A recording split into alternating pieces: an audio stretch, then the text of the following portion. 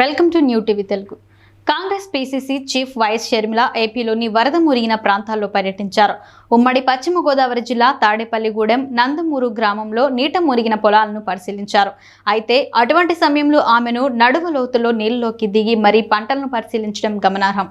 వాస్తవానికి అక్కడ నీరు తప్ప పంటలు లేవు, వరదల దాటికి కొట్టుకుపోయాయి. అయినప్పటికీ రైతుల కోరిక మేరకు వరద నీటిలోకి దిగి నిరసన వ్యక్తం చేశారు షర్మిల.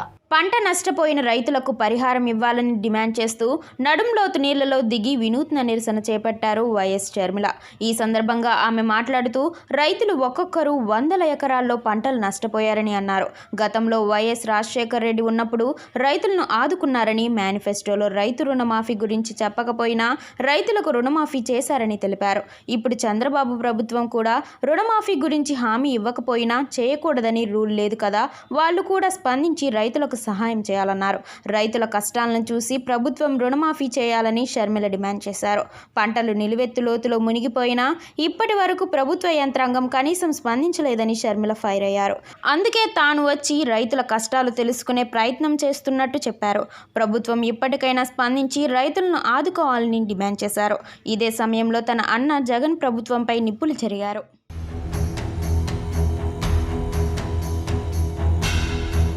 పక్కనే ఉన్న ఎర్ర కాలువ పొంగి పొరలడంతోనే వేలాది ఎకరాల పొలాలు నీట మునగాయని, ఈ పాపానికి జగన్ ముఖ్య కారకుడని, ఎర్ర కాలువ వరద ఉధృతిని ఆపేలా వైసీపీ ప్రభుత్వం ఎలాంటి చర్యలు తీసుకోలేదని, తట్టెడు మట్టి కూడా ఎత్తిపోయలేదని, ఈ కారణంగానే పొలాలు మునిగిపోయాయని, రైతులు ఇబ్బందులు పడుతున్నారని జగన్ ప్రభుత్వాన్ని విమర్శించారు.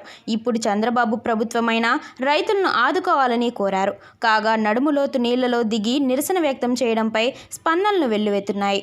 షర్మిలమ్మ ఇంత రిస్క్ అవసరమా అంటూ నెటిజన్లు షర్మిలను ప్రశ్నిస్తున్నారు.